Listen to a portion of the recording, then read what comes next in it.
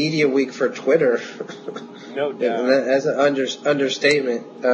Nightline, a bunch of stuff, and then as Josh was talking about earlier, the Daily Show had a good synopsis of. Yeah, that a great. It just kind of like goes through all the different news media coverages of them basically chasing their tail, talking about the same thing, which in not so many words is, what is this thing? It's really cool, but I don't know anything about it. So maybe it's not cool. It's kind of weird. What is it? I don't know what it is. Next news item. I think the Nightline guy got it. Old man Stewart. Well, I don't think he's too old. He's too old to want to get it in his own mind. I don't think it has anything to do with age, really. I mean, I know what you're saying. It does with it. Like Brent Spiner's probably older right. than John Stewart. Well, and so is LeVar Williams. Brent Spiner, who is Data, who is now offering to do bar mitzvahs for entertainment. That's awesome. So let's talk about Twitter. So Evan Williams did a TED thing in the last. It's been online in the last week or so, and then was on Charlie Rose, and it's really kind of interesting because Charlie Rose is big into Twitter, I think now. That's cool. He gets it. He had Jeff Bezos on in the last week, I think, too. And he had a Kindle, he's got a Kindle too. He gets the technology part of it. It's really interesting how much Bezos, I think, has been on Charlie Rose show like 7 times. Which tells you something about Charlie Rose. Because Charlie Rose... Right, no, I think it's really interesting. Like, I used to watch Charlie Rose every day, and I just got so over it for a while. Because I think a lot of it was just too much authors or I don't know, something... It can wear thin just as a format sometimes, just in general. But when the guests are varied, yeah, absolutely, it's at its best, for sure. But if you've got... Because Evan Williams is the guy that created Blogger, too. Oh, right. So he's... and then Odeo. Yeah.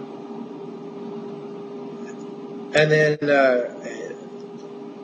Twitter was actually a spin-off micro project under Odeo. Right. And the things that, if you see the thing, the interview or the piece on TED, and then the interview with Charlie Rose is, he talks about how like we've said, Twitter isn't a thing; it's a thing to different people, and it's a different medium to different people, and the things that they thought it would be at the beginning, if they had tried to make it be that, are not what it's become. Oh yeah, right. Yeah. Well, I mean, I want to look up the site, the firm that was responsible for the Skittles thing I was talking about. It was just like... So they did a big... Is that why? I just saw I guess maybe the periphery of that. I saw hashtags for Skittles. Right. Like people were bitching about Skittles. And I was like, why are people bitching about Skittles? And I didn't think anything of it. So that makes some sense in retrospect. There was a big backlash. And the backlash was understandable. The firm is called Modernista. And if you go to their website, you basically see this is exactly the thing that they did. They made like 80 million Twitter accounts and then barraged people with Skittles references. And they warn you, just go to modernista.com. And their whole one-trick pony is, we're going to show you all the mentions of whatever you're looking for via whatever channel you specify.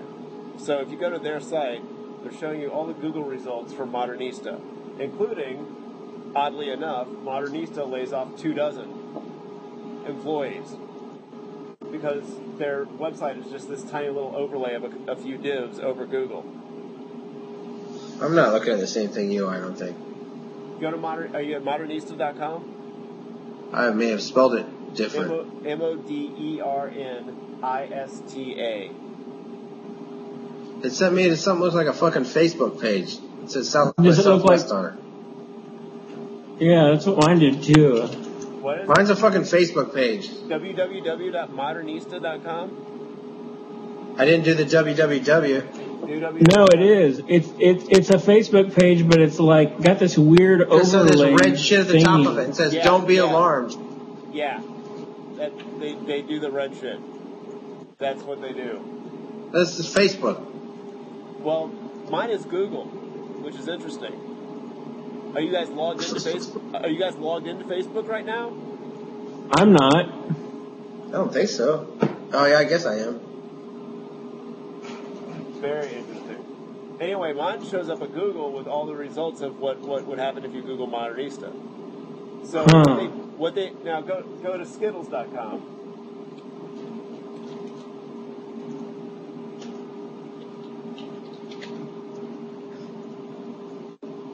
I guess there's a problem with the way I have my other computer positioned here. Let's keep going off camera. Just did the same thing and went to a Facebook. The other day, it was a Twitter page full of every hashtag mention of the word Skittles.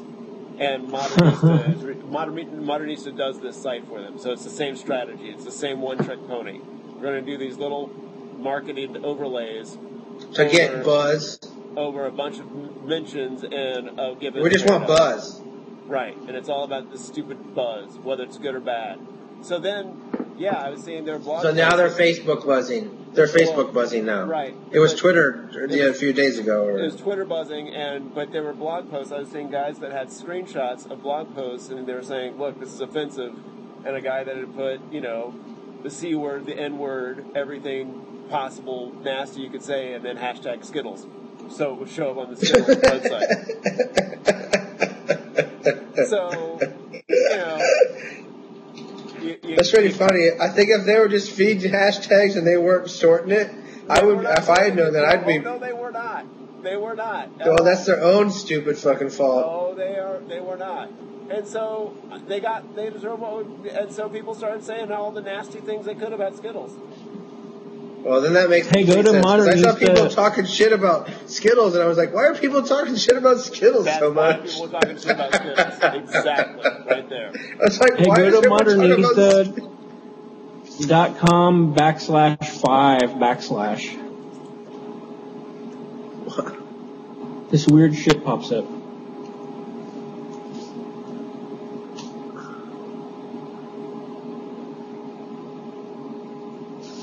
September 29th, 2005. It's some flyer they had years ago. It's pretty cool looking. But there's links at the bottom. They'll keep going down.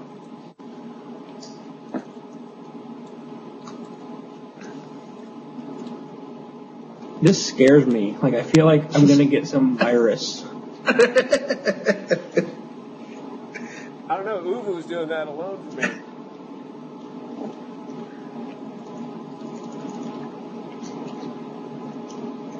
I can buy a print for $175. This is an interesting site.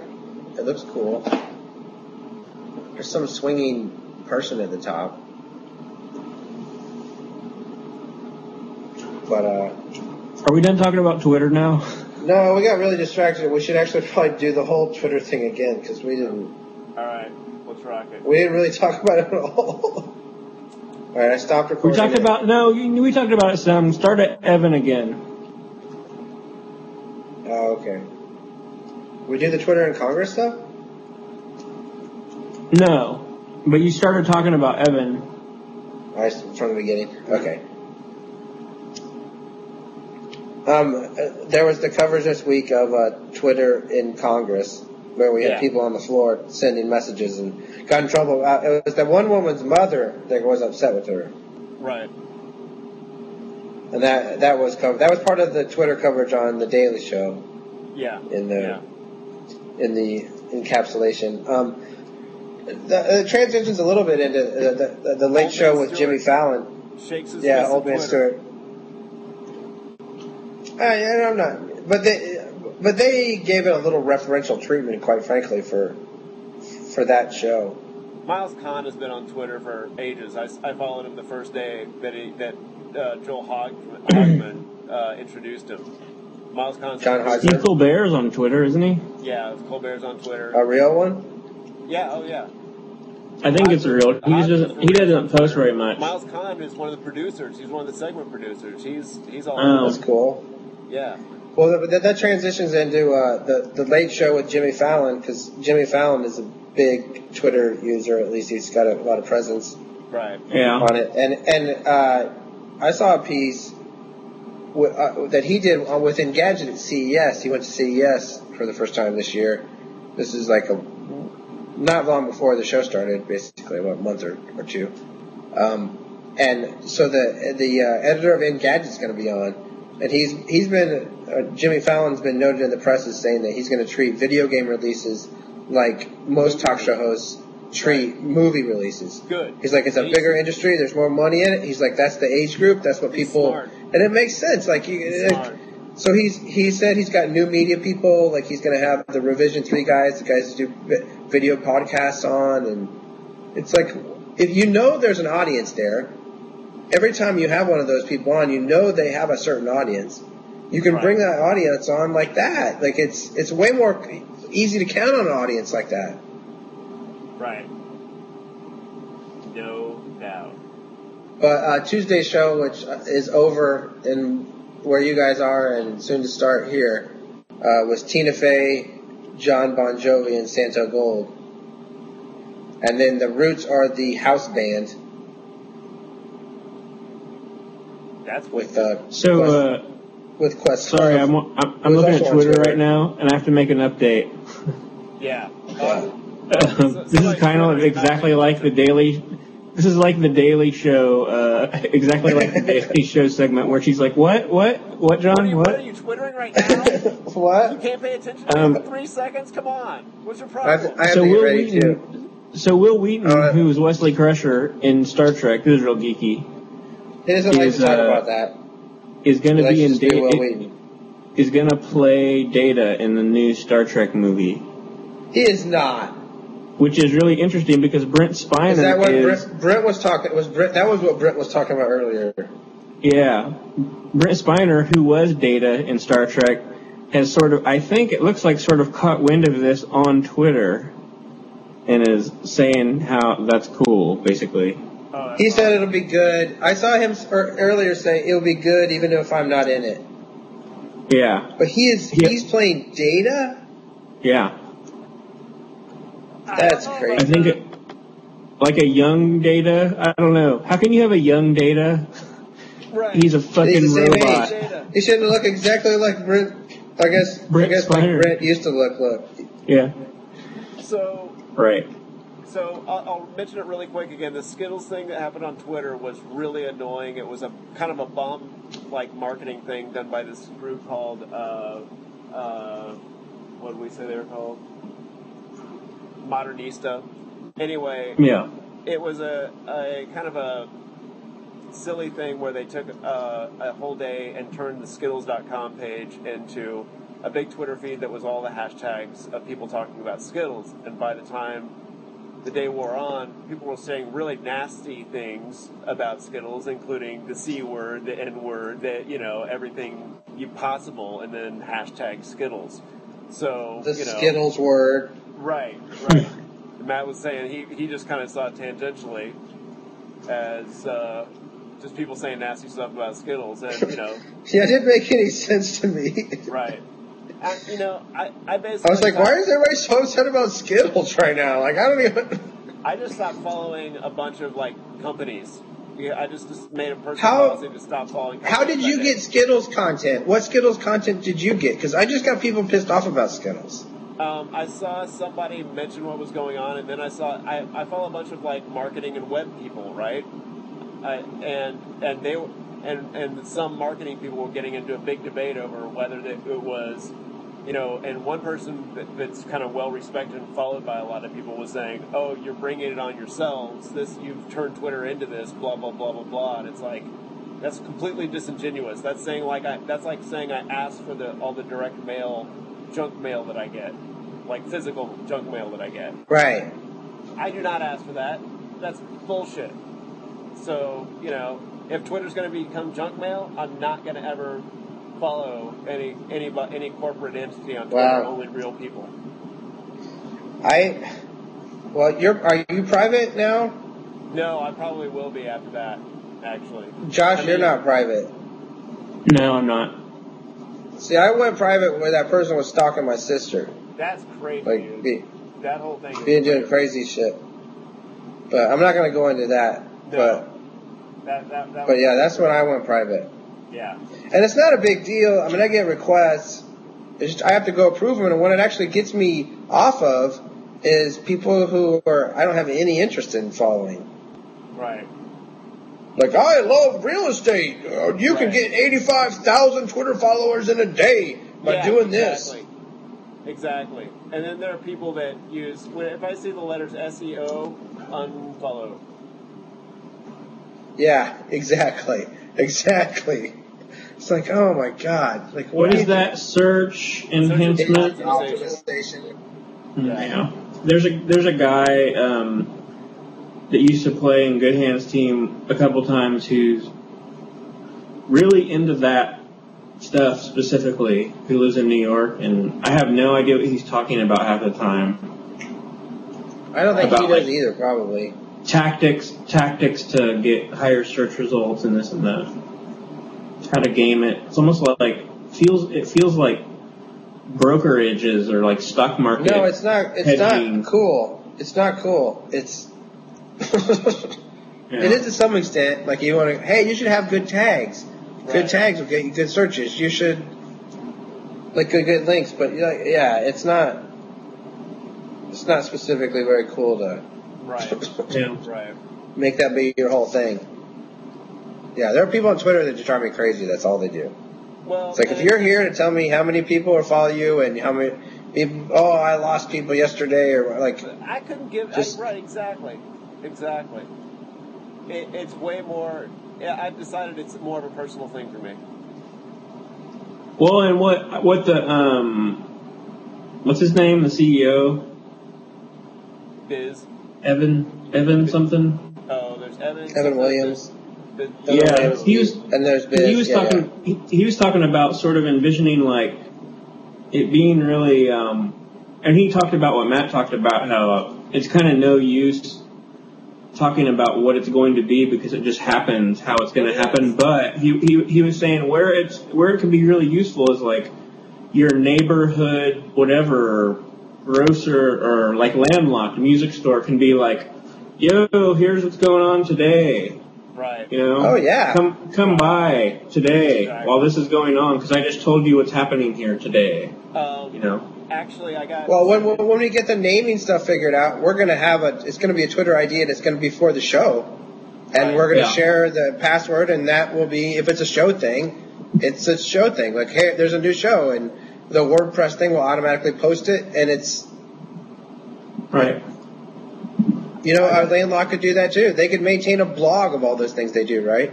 That big email digest they send out every week, which is fucking cool, you know. Yeah. And get links to it, and I bet they could make their online business be giant. Probably. If you really think about it. Yeah, no doubt.